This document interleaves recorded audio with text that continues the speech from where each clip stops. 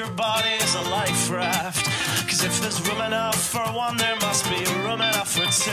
I'll sail the good ship you into the sunset, sipping on savory water till my liver turns blue. Sha-na-na, sha-na-na-na-na-na-na-na.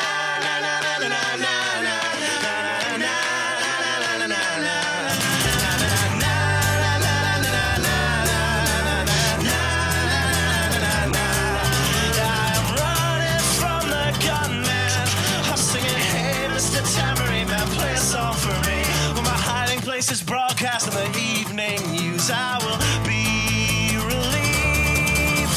La, la,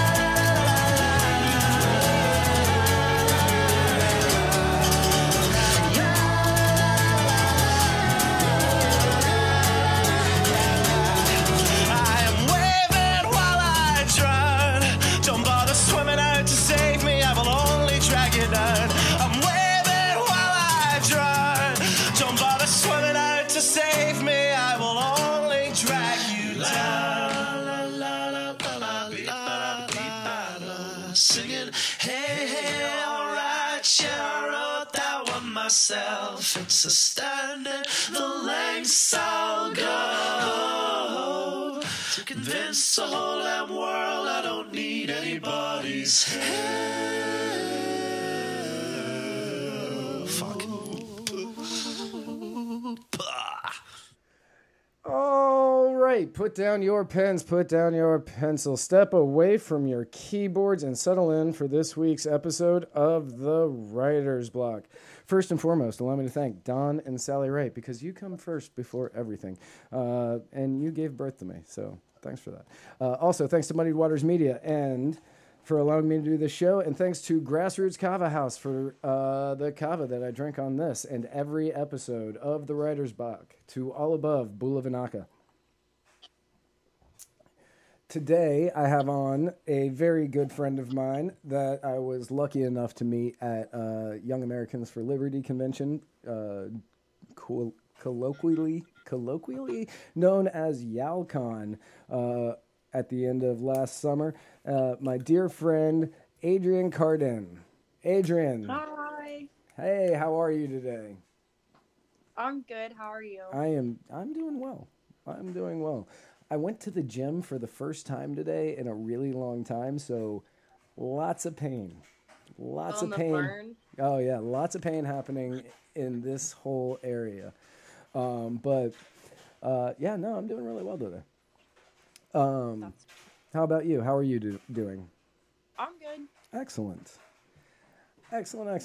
So, you and I met, like I said, at YALCON, and you were a member of essentially what was the writing group, correct? The Young Americans for Liberty and Media Ambassadors. Media Ambassadors. That's what it was called. I was like, I don't remember the name of what the tag said. But yeah, you were one of the media ambassadors, and what you guys did is actually pretty cool.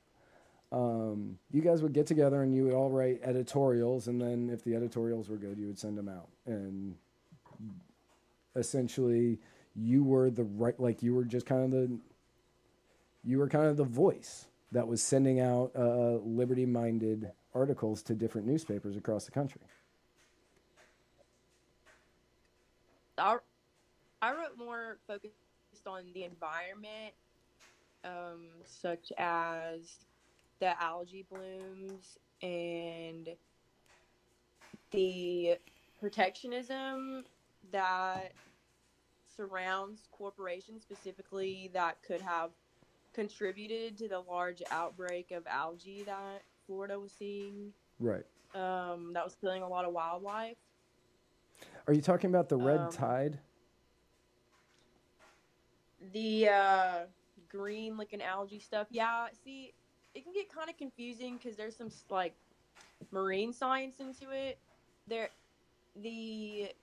algae itself is a phytoplankton, but it's more like a cyanobacteria. It's more like a bacteria. So I guess I don't know if you want to call it a bad plankton, but they have linked because it is a natural occurrence to an extent, but the phosphorus in fertilizers on runoffs, like agricultural runoffs, it is a nutrient for the cyanobacteria, and it can make it grow very quickly with the nutrients it provides, the phosphorus that's in the fertilizers. Okay. All right. Yeah, I honestly, I get a lot of flack because I don't really know a lot of, I know a lot about the environment, but I don't know all of the ins and outs of all the different things that people have issues with. Like I know the big ones. You know, I know the plastics, and I know, oil and carbon emissions and stuff like that. But when you get down to these levels, I actually have no idea about any of it. Really? Yeah. I really do like to talk about plastics and stuff. I actually have my my little recycle things in front of me right now that I'm going to use for gardening and stuff like that.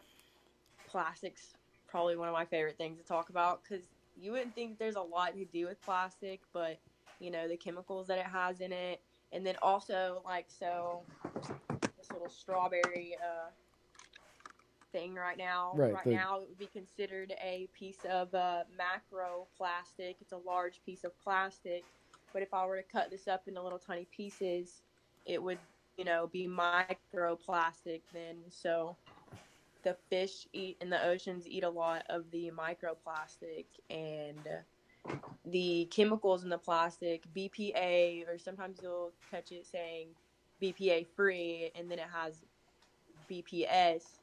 BPA is bisphenol A, and BPS is bisphenol S, and they're really not that different.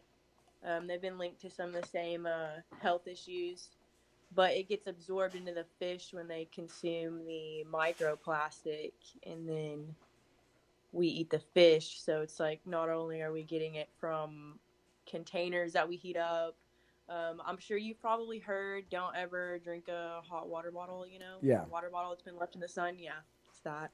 Right. Yeah, people used to get mad at me all the time because I would just toss a water bottle in the back of my car, and then I would drink it, and I would use the same water bottle, and they're like, "Do you know how bad that is for you?" And I was like, "No." Yeah, aluminum is supposed to be very bad too. When it is heated, it's supposed to be linked to dementia and stuff like that. Right. So there's an old theory, and I don't even know how true this is. I remember hearing this when I was young, but the reason that Rome fell is because of lead pipes.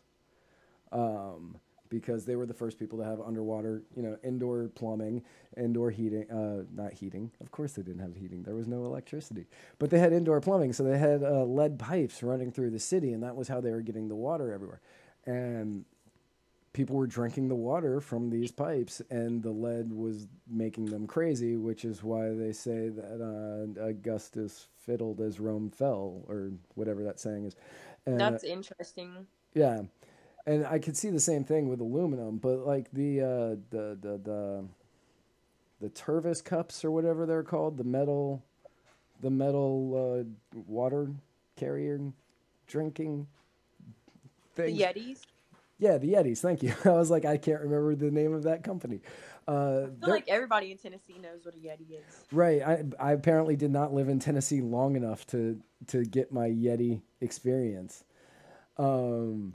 I don't have a Yeti. No. Neither do I. I got my Nalgene, which, I love my Nalgene. But so like those things are all BPA free. Are those going to be fine, or are we looking at something that we're potentially going to have to worry about? Are you talking about Yetis? Yeah.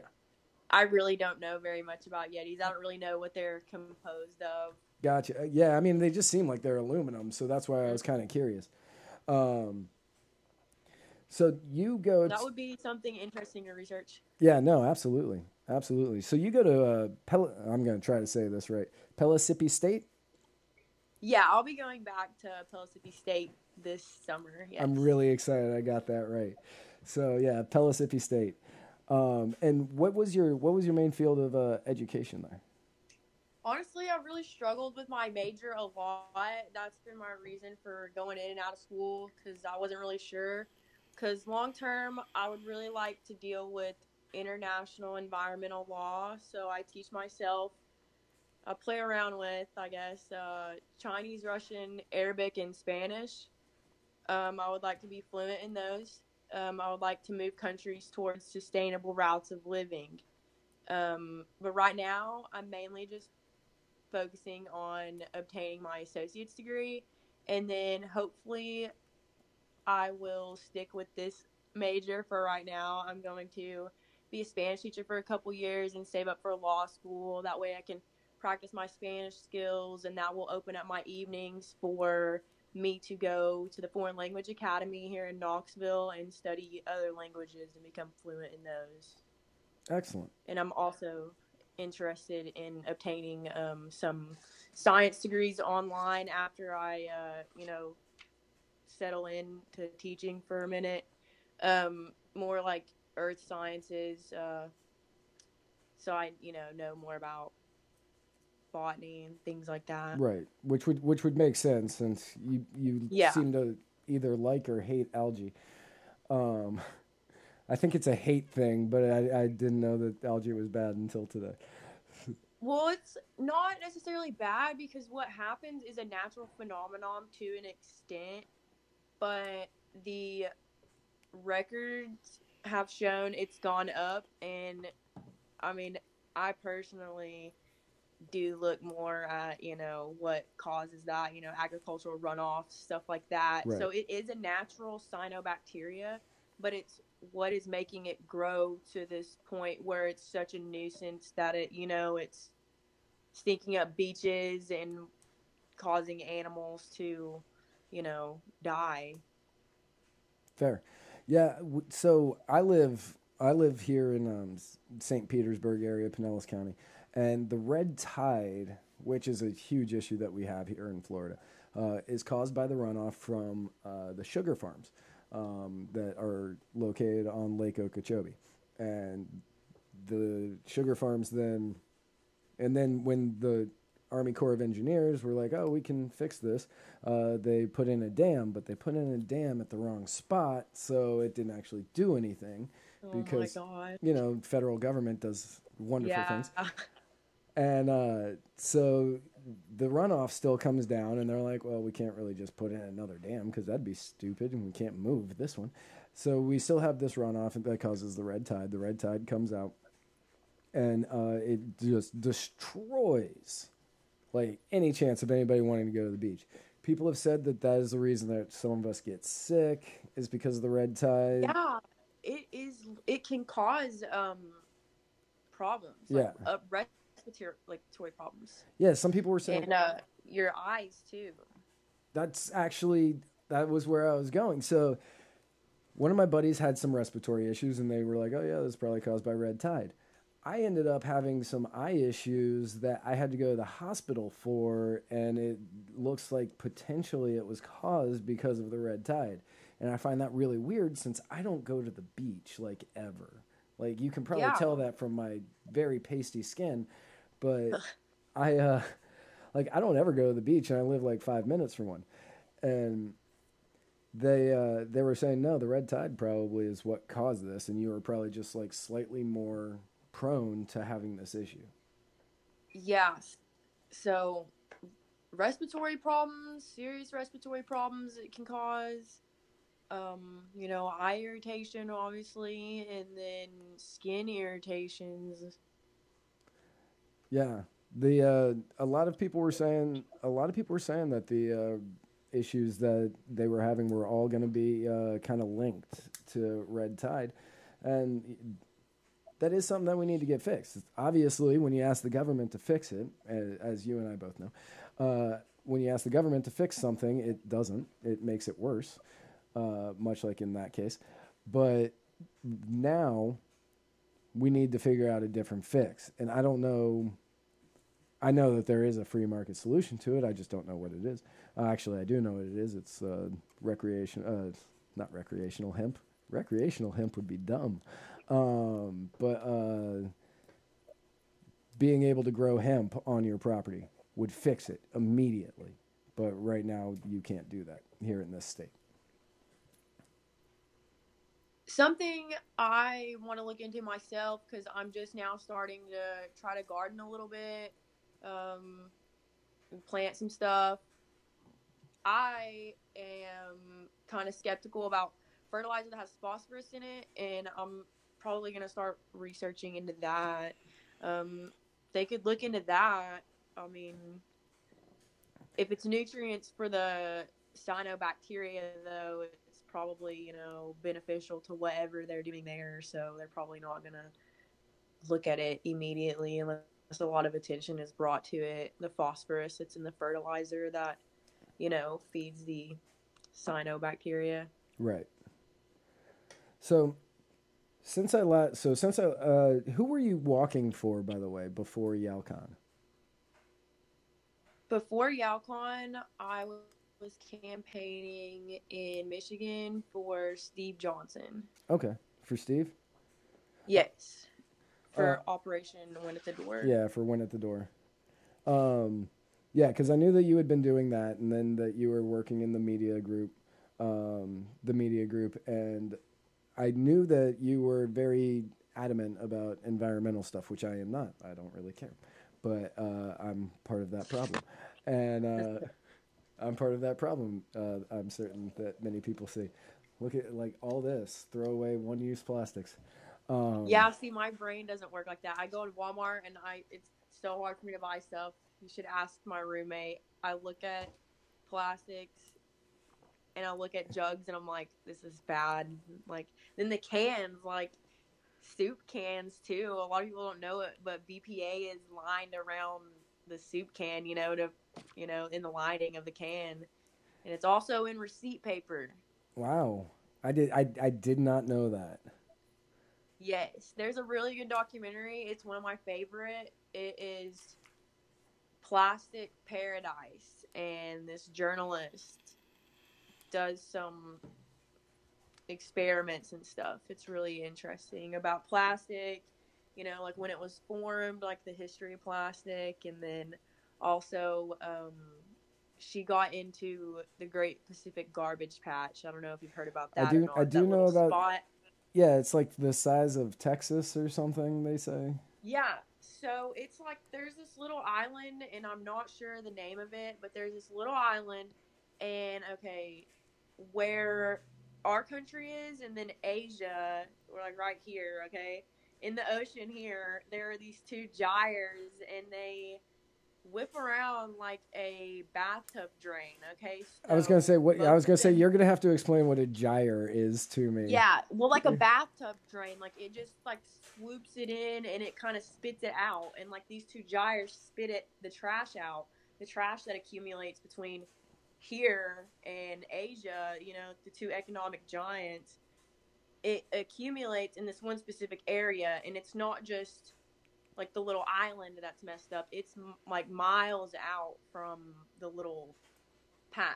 Okay. That is owned by the U.S. government. She had to get a permit to try to get there. It took her like almost 3 years, I think, the journalist, and she finally, you know, was about to give up on it, but she got in there, and it was pretty bad. Yeah, there's a lot of microplastic in the sand. There's a lot of dead birds. I'm not really sure what. An alcatraz or something like an alcatraz. That? I'm not really sure. Yeah, and they're not really smart birds, but still, they're eating our plastic and stuff. They're dying. And then the fish that you catch, you said twice the size of Texas, so the water's like outside from the little island, they stretch out to twice the size of Texas.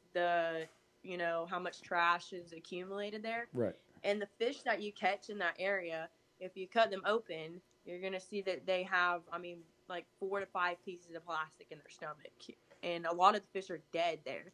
And you won't see all the trash flying up above the island, but when you take a boat through it, you'll see nets and just all kinds of plastic that have just washed up in that area and are just sitting there like waiting, you know, to be eaten. Right. And sadly, this is going to be really embarrassing to admit. I learned about this phenomenon. this phenomenon from How I Met Your Mother when Marshall got really big into environmentalism and he wanted to fight against Trash Island, and that was his reasoning for quitting his job at Goliath National Bank.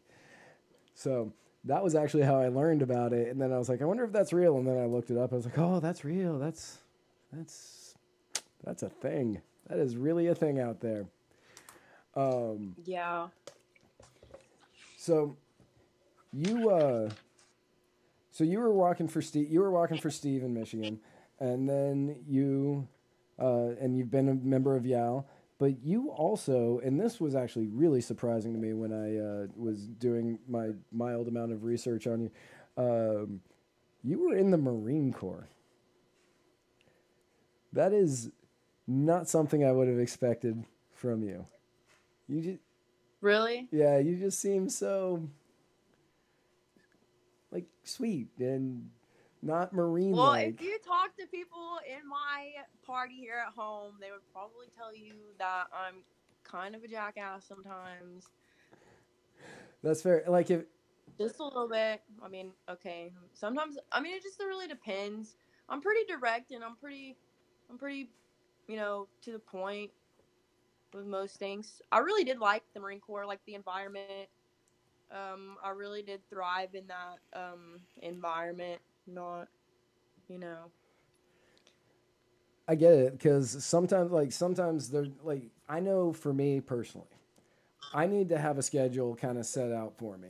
If I set out my own schedule, I'm not great at keeping it. Like, I'm like, I can push that back. I can push that back. Because I entered I was in the Army, and I went into basic training. I was 17 years old. And while I was in, it was like complete night. Like, yeah, granted, I had just gotten, I was still in high school, I think. And I had to do the high school thing, but this was completely different. Like, I wasn't taking random naps in the middle of the day. I couldn't just skip whenever I wanted to. Like, I had to do all of this stuff, and having that kind of regiment was actually really good for me. It kind of helped me focus a little bit better. Today, I don't think I would do real well in it, but back then, yeah, it was great. So I get why you would say that you were why you liked it. It makes sense to me. I really like the camaraderie of the corps too. I mean, I just, me speaking as someone, that was in the corps, it's just something that you won't really find in the other branches, the camaraderie that you'll find in the Marine Corps, the heart. Something that I really do miss a lot. I get that. I mean, as far as the camaraderie goes, that's going to be like minus the Air Force, of course. That's going to be dependent. Yeah. Every branch is going to say that they have the best camaraderie. Yeah. They all have their different. Like, I'm still friends with people that I was in basic training with. I talk to a couple of them, somewhat regularly. Not as much as I used to, but that was a few years ago. That was a while ago. Yeah. So as far as that goes, like a lot of the friendships that I made while being in the military have been just huge impacts on my life. And as I watch each of them slide further and further to the left, I get a little bit sadder inside. But so yeah, when I saw that you were a Marine, I was like, "What? She is so little, like, and sweet, and doesn't look like she eats crayons." But that's a military joke for anybody who did not get that. But yeah, so that was actually really cool to see. So right before the show, you were telling me about a gentleman named Andrew Wilson out of Knoxville. Yes. So a few years back, Andrew ran for city council, Knoxville City Council, and he has recently designed this game, and it is on libertydex.com. You can go there. I like that you made your own props. I like it. Yeah, it has you can I don't know if you can tell, but the dots are yellow and blue, But he has designed this game, and it combines libertarian principles with quotes of liberty, and it's a way to start discussions with your family and friends over a nice friendly game. You can buy the cards individually by themselves, or you can buy them in bulk at his website, Okay. and the proceeds will go to the LP, Nice. Libertarian Party. So is it like a Cards Against Humanity game, or is it not? Is it a comedy game? Is it what kind of game? Like, do you just have the like the libertarian principle, and then you have to line up the quote with it? I'm not really sure. I would like to get one for myself. I was just told about this today, so Oh, cool. I'll definitely have to check it out and then let you know about it. So, speaking of Knoxville, because I gotta ask, I think that Knoxville has a really cool mayor. Or well, I know Knox County has a really cool mayor, and I was just curious as to whether or not you have met him. Yes, I have. And can you tell everybody who that is? Yes, Glenn Jacobs. Sorry, I got a message from Andrew Wilson actually asking me how he could get me a Liberty deck. Nice. Excellent. Okay. So yeah, Glenn Jacobs is the mayor of Knox County. Is that Knoxville? Like, I should know Tennessee a little bit better than I do, but I don't. Yes. Okay. So for anybody who doesn't know, Glenn Jacobs is Kane from the WWE. He was like I think he was one of the bad guys. I'm not 100% sure. I don't watch WWE. But I think he was one of the bad guys. And he was one of the heels, I think, as they refer to them. And the dude's like 8 feet tall and just wide and looks like he could break me into like 6 pieces. And he recently ran. Did he run as a libertarian, or did he run as a Republican? Honestly, I'm really not sure. Okay. I didn't really help out on that campaign. I just spoke with him briefly. Gotcha. I'm not even sure. Like, I know he is a libertarian, and I have known that for a while, but I wasn't sure which one he ran as. But yeah, he seems like a really cool guy. He seems like a really nice guy. Like, many of my friends have met him, and they all say he's super nice.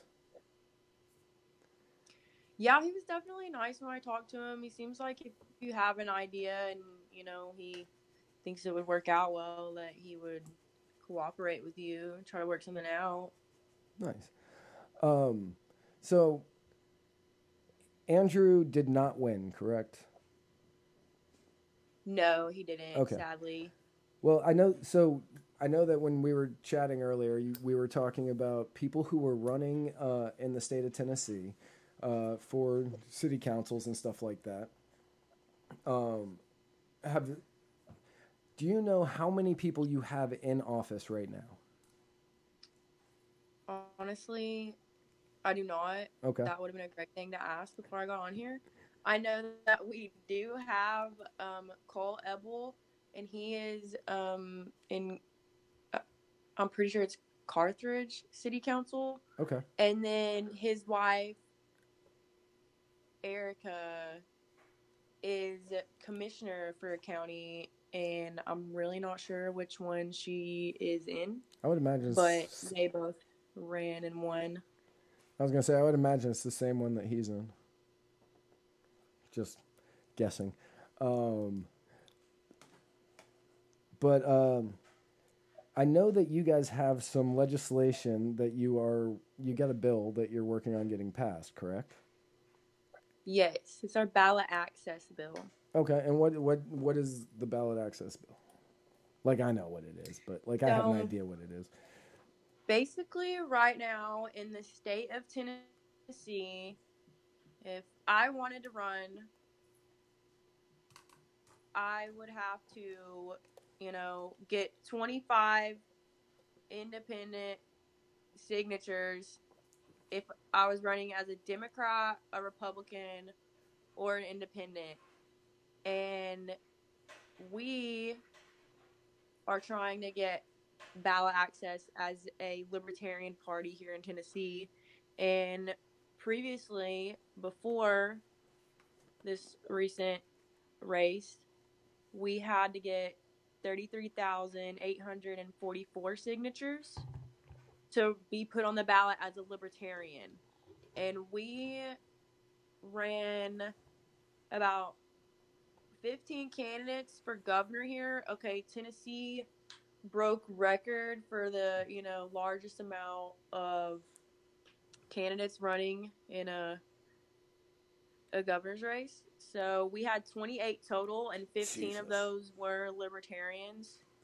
And we did this to really kind of show the state, we're here, like we're a party, and just to show how ridiculous it is for us to, have to run 15 people as a, an independent, like they ran as an independent because that's all they could run as, they're not going to run as a, Republican or a Democrat. But basically we're just trying to get that little L on the ballot.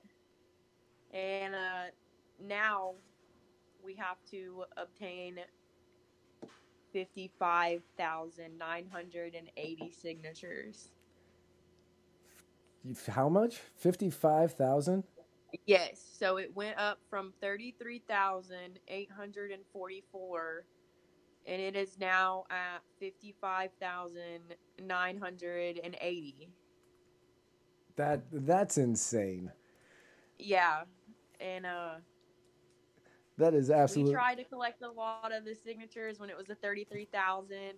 We didn't reach the number, but we are just wanting fair ballot access for our party here in Tennessee. Absolutely. Like, why would you need to have more than the others? Like, that makes no sense. Well, they say that it's going to cost X amount of dollars to put the L on, there. I don't know. That it's going to cost a lot of money. Right. Pretty much. So, first of all, Liberty Claus, Tom Arnold, is commenting on the video as we're going. And he seems to be very proud of you, by the way. He said, "My girl." And thanks, Tom. I get nervous. He also said that right now you guys have 6 people in office. You've got 4 county commissioners, 1 county executive, and 1 city commissioner, which is actually, that's amazing. That is actually really amazing, especially for a state the size of Tennessee. I left the Libertarian Party a little while ago, a couple of years ago now. And I am currently no party affiliate, just so everybody knows. I'm currently no party affiliate. But when I was in the Libertarian Party, I understood that the entire basis of the Libertarian Party is it's a bottom-up organization. And and my joke always was, we're a bottom-up organization, which is how we always get screwed.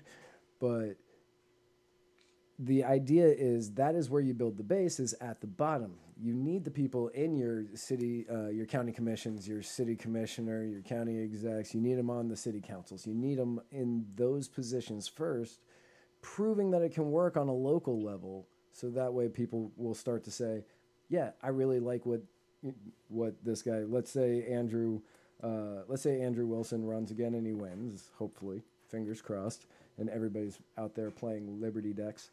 But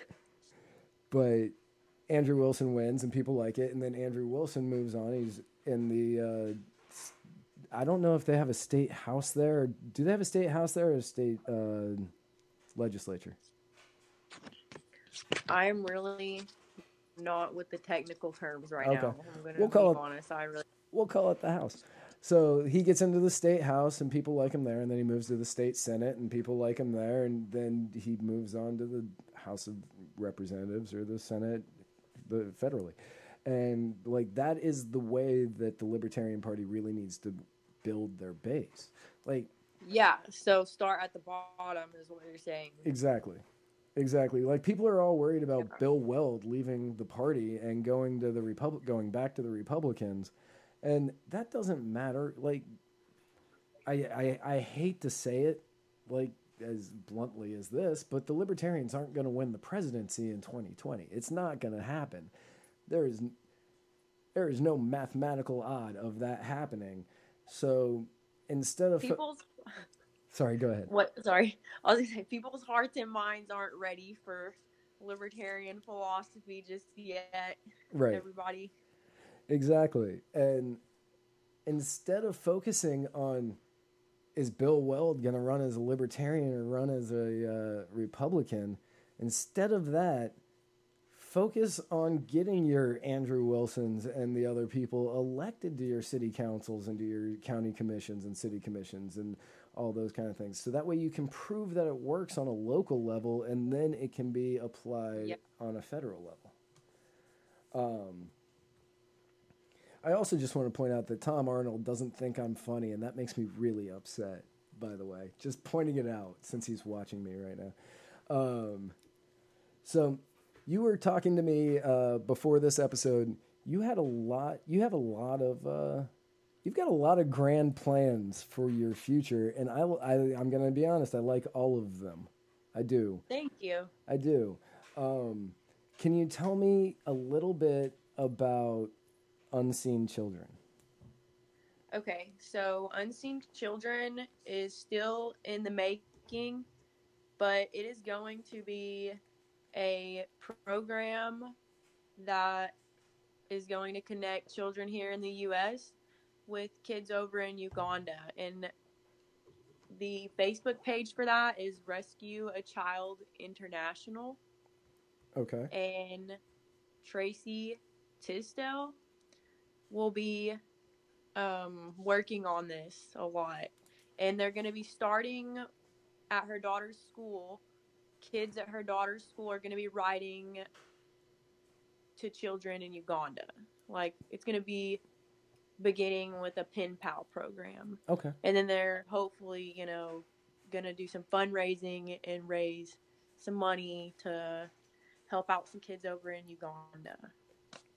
No, that's amazing. That is absolutely amazing. And, you and I are both on the same page on the free market aspect of things, and being able to raise money in a free market aspect as opposed to, asking the government for money.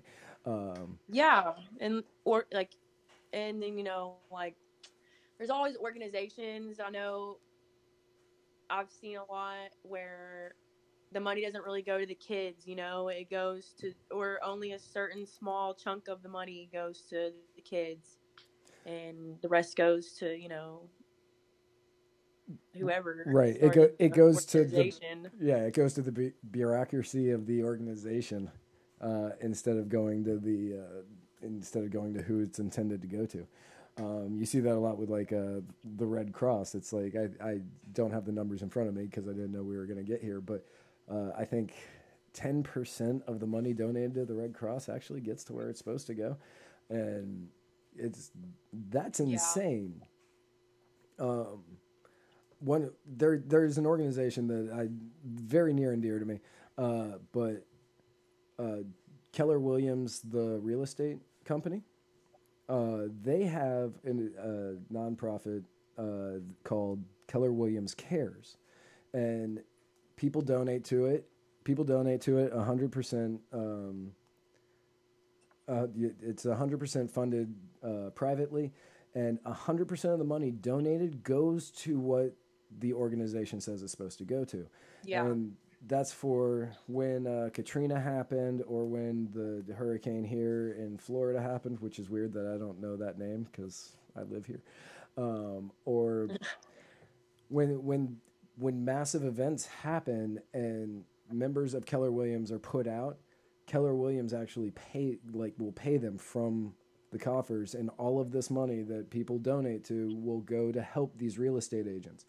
And I just think that's absolutely incredible. I actually know a guy who lives just outside of Philly, and his son had unfortunately had brain cancer, and he didn't have enough money for the medical bills. Keller Williams Cares paid for all of it, and it's a great organization. But Yeah. what I really like about it is, it's completely free market, and 100% of what you donate goes to help these people. That is the model I think that most people should try to emulate when creating these things.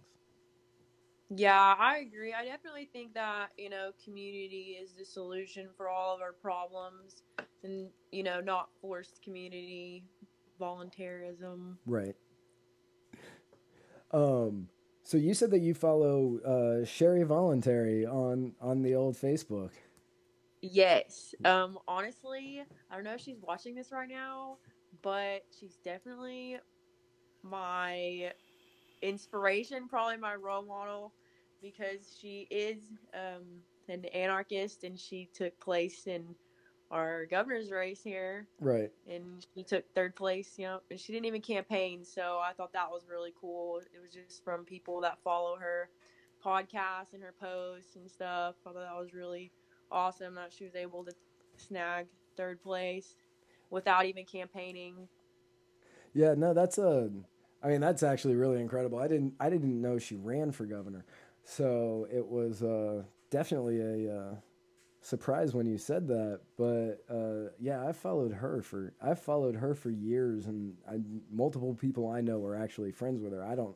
I've never personally met her, but yeah, She's a cool chick. Yeah, as soon as we get done here, I'll tag her in the video and be like, "Hey, go to minute 40-ish," and that way you can hear your little shout out.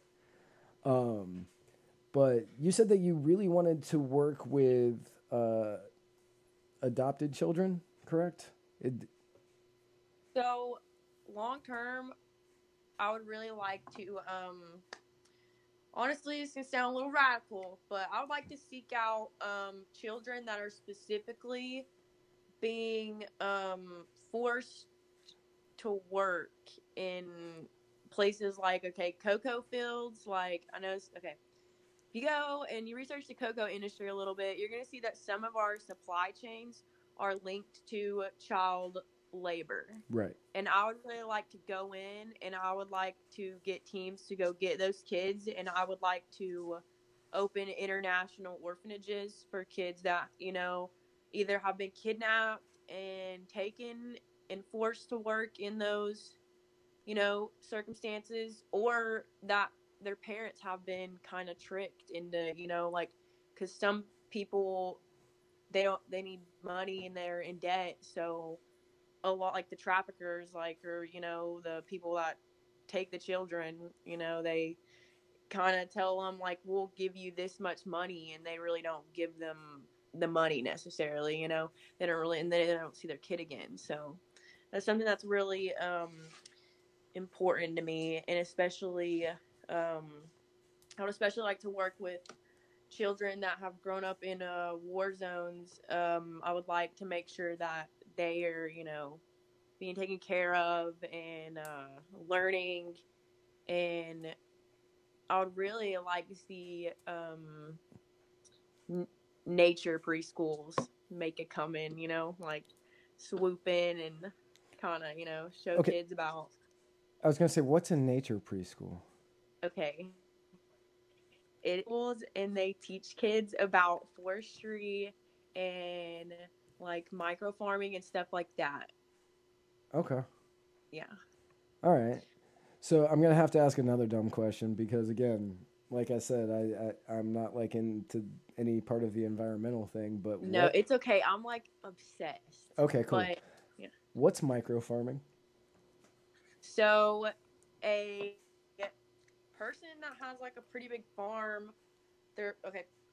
micro farms are very small farms, like just maybe you have 4 or 5 crops, maybe, you don't have like a huge field, an acre, it's not a huge farm Right. plantation or anything Right, by right. any means, you know. Just small. Okay. So it's just okay. So like just like what you would be able to do in like a backyard kind of a thing. Yes, like my Okay. friend's mom, her company in Knoxville, Little Valley Haven.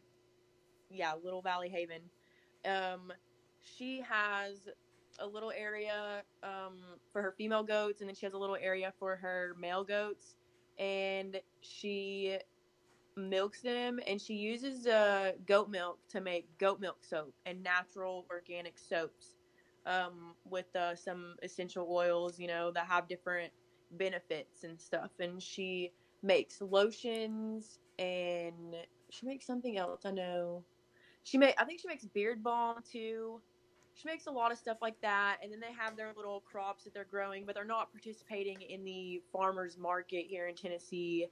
Something that I'm looking at starting is like a personal project for me is promoting the micro farmers in Knoxville, because there's already farmers market for farmers that are more established, you know, and Right. have been doing this for a while, but I would like to make a mini catalog of smaller farmers, the micro farmers. Okay. No, that's cool. Like so I've lived basically in cities my entire life. I prefer the big city as opposed to the open spaces, which is weird for somebody of our political belief system.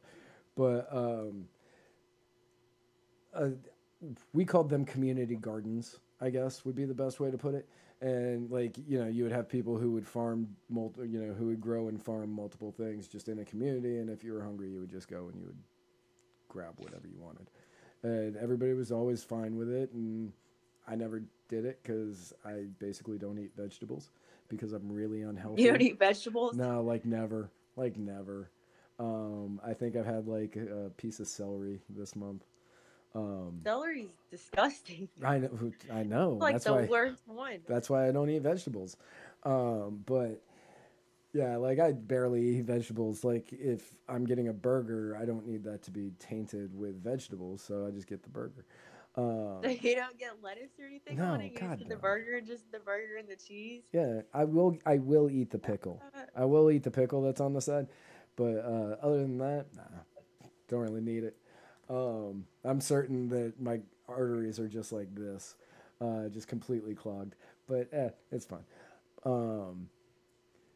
But yeah, so like in these areas that I've lived in, people, they're all organic, they're all healthy, they're all non-GMO, whatever, all stuff I'm not.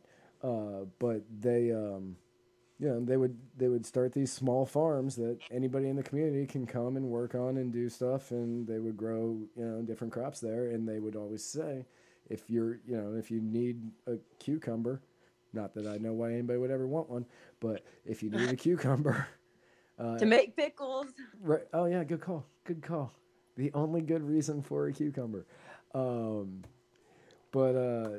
Yeah, if you need a cucumber, you can come and just take it, and we'll grow more. And I always thought it was a really cool concept, but it wasn't something I was ever interested in because it wasn't a community beef house. I don't know.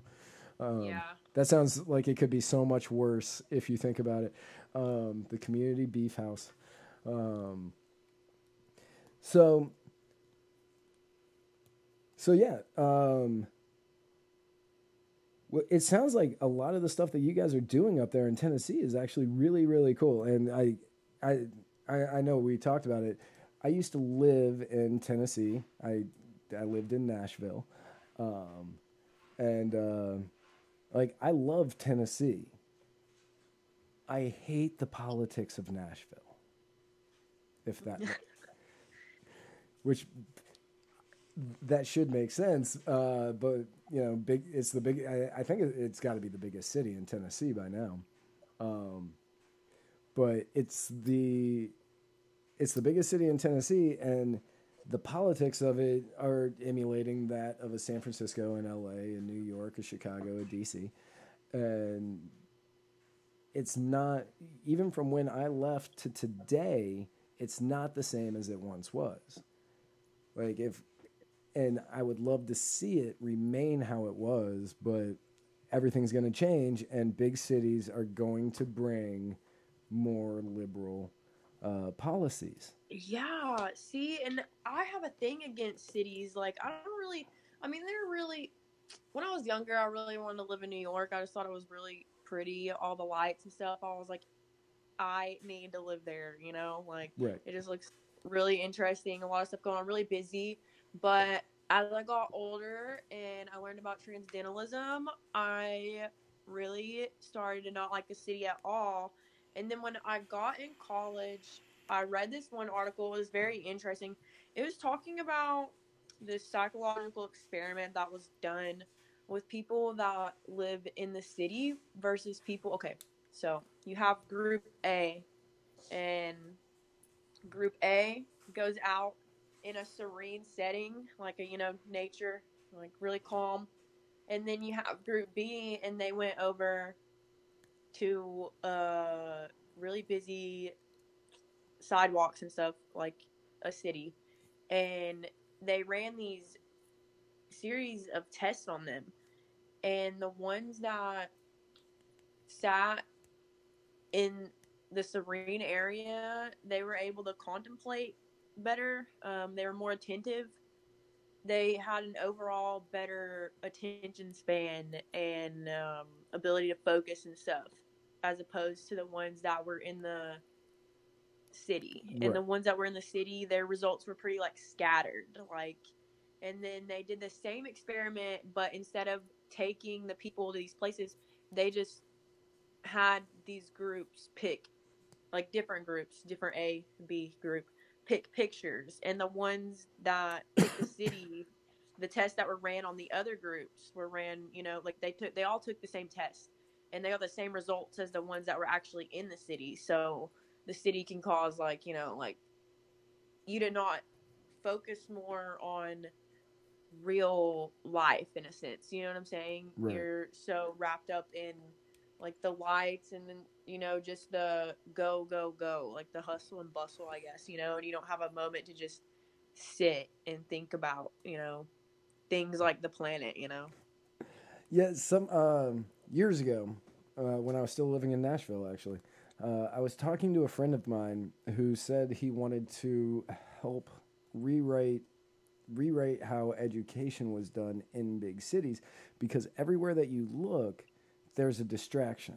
You've got pictures everywhere. You've got lights everywhere. Flashing lights, sounds, anything that's going to distract you because they need to get your attention. So that way you'll come off the streets and you'll come and visit them, as opposed to out not in the big city, where if you see a restaurant and you're hungry, you should probably stop, because that's going to be your option. The way that I saw that was, well, yeah, or we could just not try to mess around with education anymore, because that never seems to work. But also make sure that give people the opportunity, would be a better way to put that. Give people the opportunity to spend as much time out in the country as possible, because yeah, people may like the city, but you do need the reset time of being out away from it all. Yeah. Now, you also referred to yourself, and I told you that I had never heard this term before. Here we go. Yeah. What is an anarcho-Christian? Okay. And I know anarcho. I got that part. So I firmly believe that Jesus Christ would have been more on the anarchist spectrum. As an anarchist, a humanitarian anarchist, I guess, if you want to call him. He just kind of had very minimal belongings and, just went around telling people to love each other and to live through community pretty much. And that ironically links with my political views. And if you look at who Jesus was talking about, a lot of times it was people in high places and people with a lot of power, Right. And the people that he surrounded himself with the most was, the less fortunate and people that needed help. So I think that they had pretty close, me personally. I know a lot of other people will disagree with this. I think that in the Bible days, they pretty much had, open borders for the most part, More and or less, I would think. yeah. I mean, Yeah. I know that I know at the time of Jesus, I know they had census. right, and you had to go back to the place in which you Mhm. were, the place where you came from in order to do the census. But I think other Yeah. than that, you pretty much could go wherever. Not 100% sure because I wasn't alive back then, nor is my Bible knowledge up to snuff as it used to be. But no, that makes a lot of sense. A lot of people you see a lot of leftists on the old Facebook, and they're like, no, Jesus would have been a socialist. And it's like, no, even I know that's just wrong. Yeah, because Jesus isn't gonna, put a gun to you and tell you that you have to pay X amount of dollars or feed X amount of poor, or you're gonna go be locked in a cage like an animal. Right. Tell you pay that and then pay your fines for being locked in a cage like an animal. Exactly. You didn't consent to it. And again, like I don't remember any of the quotes like directly, but like I feed the hungry, feed the weak, take care of the poor, or whatever. Nowhere in there does it say give the government money so they can do this. Like instead, it's like, yeah, you as a good person, as a decent human being, go out and do this. Yeah. I think one of my main things, because I do go to church, but one of my main problems with organized religion is probably the fact that they don't necessarily, so they do mission trips and stuff like that. They go take things to places, and it's kind of the same with our government. Like our government will go and give this.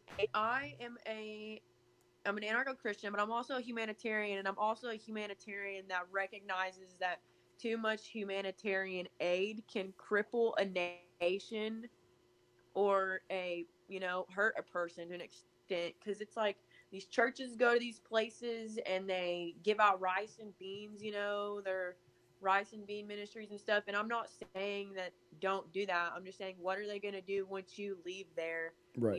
They're going to be back in a couple weeks, not being able to feed their families and stuff. And so that's one of the things I'm pretty, And on. One of the greatest examples that I have about this is Toms, like the shoe Toms.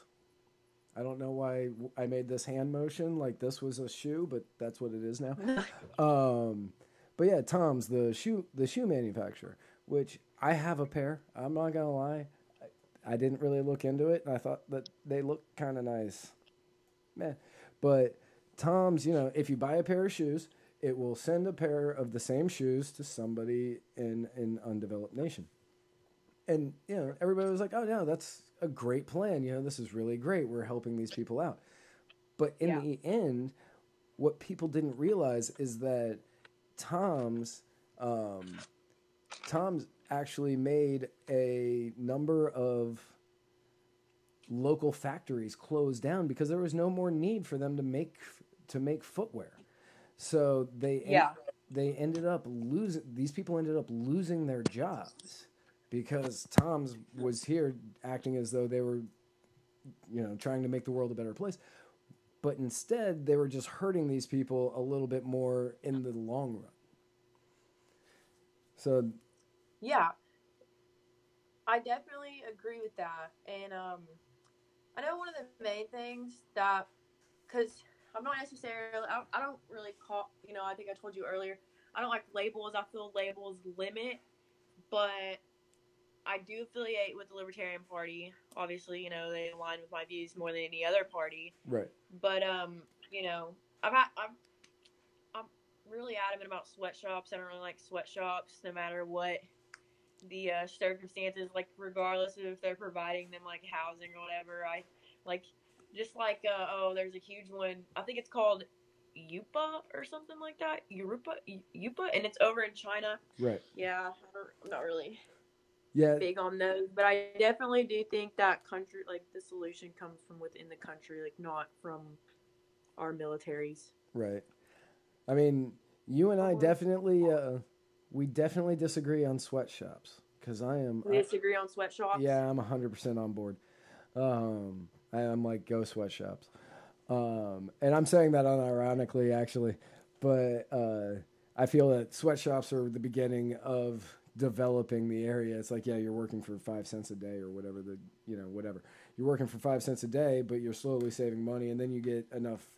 You have money, and money is power, and money. Then you can go, no, we need better working conditions, and so you get slightly better working conditions. Then you get more money, and then you ask for better working conditions because now you have enough money in order to have some sort of leverage.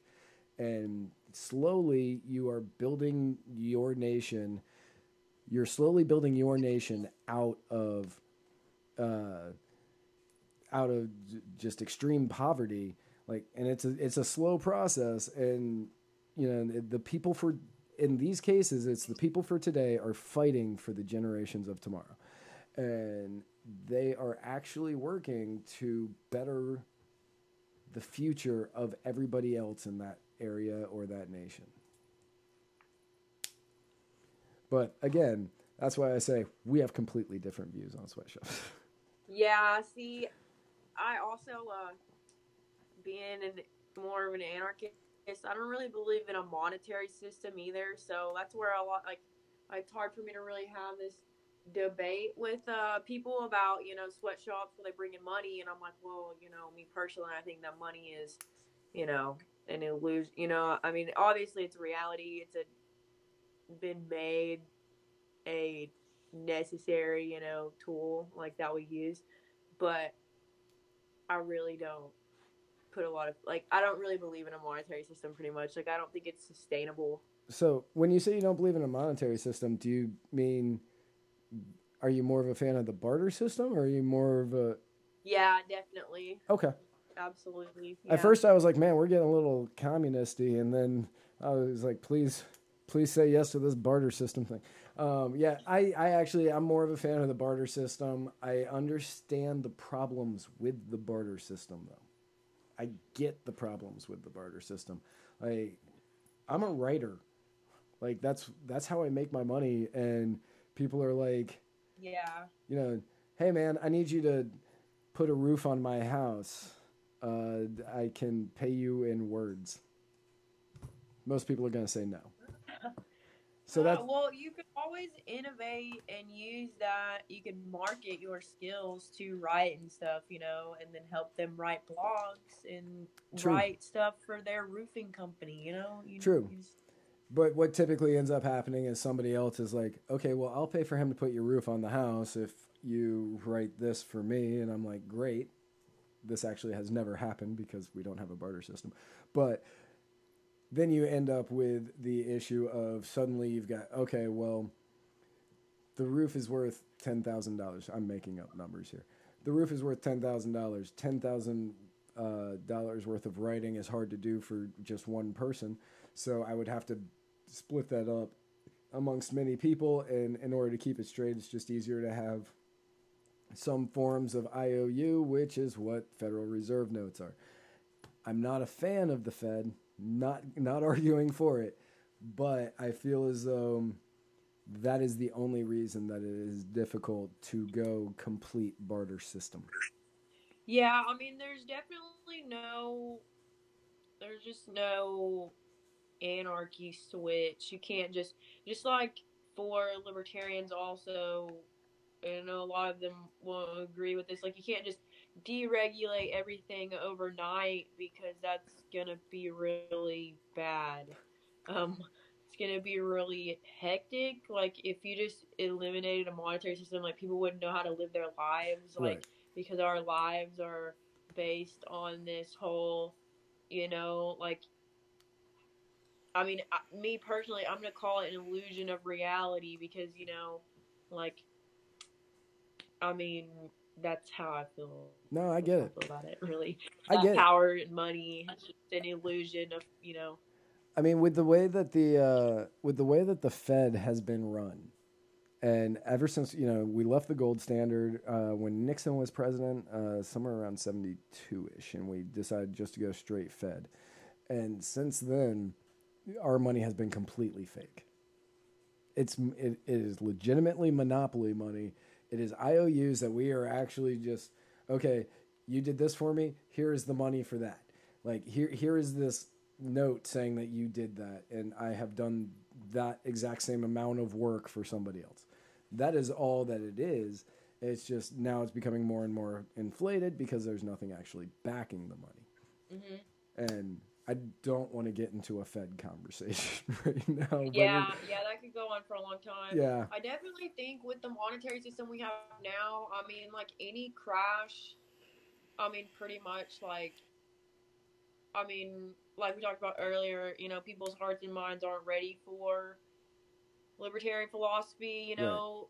Nobody has that, like, love your neighbor mentality. So if we were to have some kind of financial crash, not only would people not know how to take care of themselves and each other, pretty much, because I feel like they're lacking a lot of skills, that are needed to survive and remain sustainable, but they would be attacking each other, So from that crash, you would have a clash of civilians.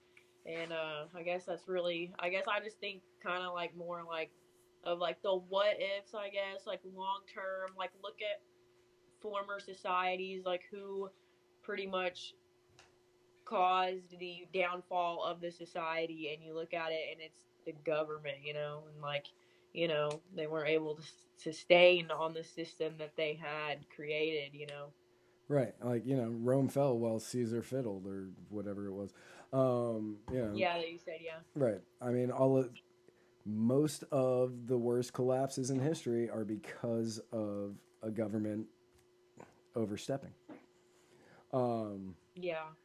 Well, honestly, that is just about the time. Like, actually, we went overtime, so good on us. Do you pitch everything that you got? Because I know you've got more. I know besides libertydeck.com. I have my phone plugged up here. I'm getting low on battery, so it's a good thing that we're ending right now. So here I have okay, before I put it on those, I have this idea for a second, like local LP parties across, the states to, just like seek out entrepreneurs, like an artist and stuff, people that make furniture and people that make, just different kinds of stuff, like bring back dead arts pretty much, and like raise money for parties and stuff. That was like a suggestion here. We didn't really go through with that. We kind of got busy with other stuff, but here is some of the stuff that I have started on right now. I don't know if you can see that good. I definitely have to edit them. I really like that Deadpool. I gotta fix him. I gotta fix it right here. I was gonna say I have a buddy that would really like that Deadpool. And then here I have it. Pennywise. Yeah, he's not done either. It's an oil painting, so it's gonna take a second. And then all these I'm probably gonna have to touch them all up except for that one right there. And it's just some of them. I have more in my garage, and then here's this little cactus one, and it said I'm gonna write like, can't touch this on it, Nice.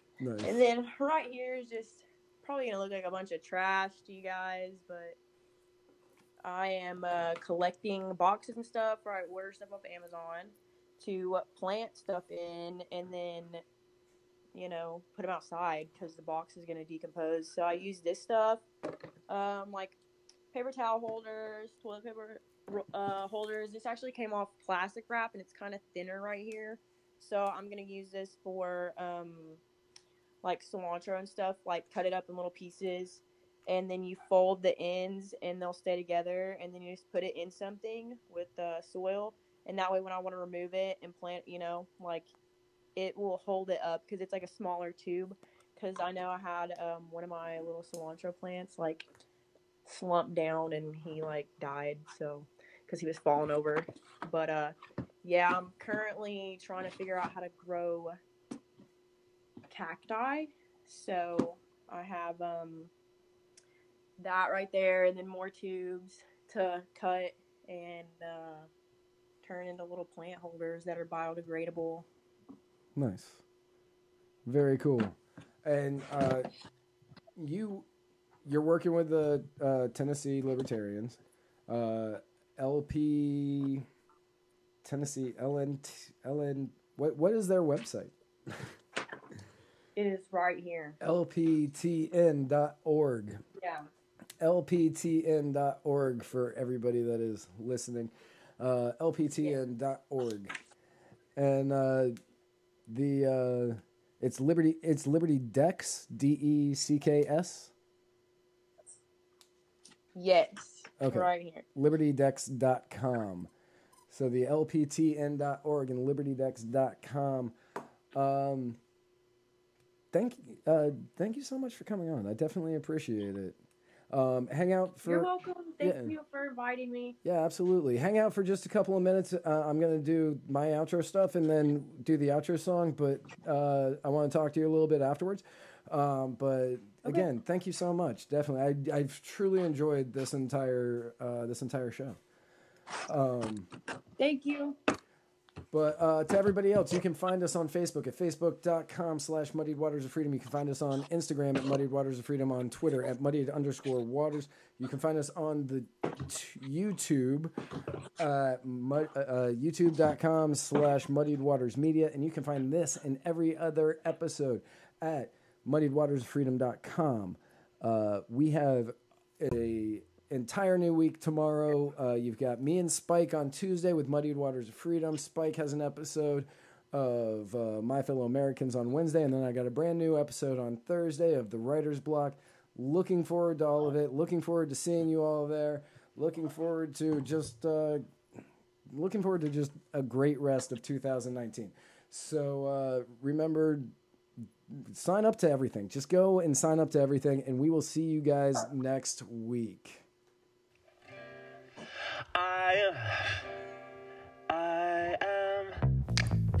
I am swinging from a 7-story window, throwing parties in a 10-by-7 cell. It's astounding the lengths I'll go to convince the whole damn world I don't need anybody's help. Yeah, I am waving while I drown. Don't bother swimming out to save me, I will only drag you down. I'll try to use your body as a life raft, 'cause if there's room enough for one, there must be room enough for two. I'll sail the good ship you into the sunset, sipping on savory water till my liver turns blue. Sha-na-na, sha-na-na-na-na-na-na-na.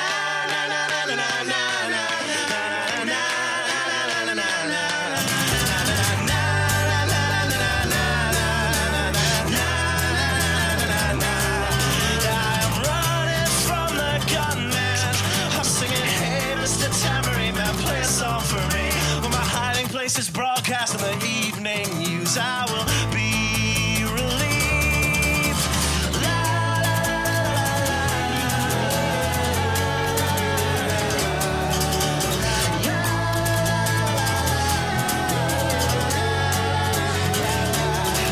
I am waving while I drown. Don't bother swimming out to save me, I will only drag you down. I'm waving while I drown. Don't bother swimming out to save me, I will only drag you down. La, la, la, la, la, la, singing, hey, hey, alright, yeah, I wrote that one myself. It's astounding the lengths I'll go to convince the whole damn world I don't need anybody's help.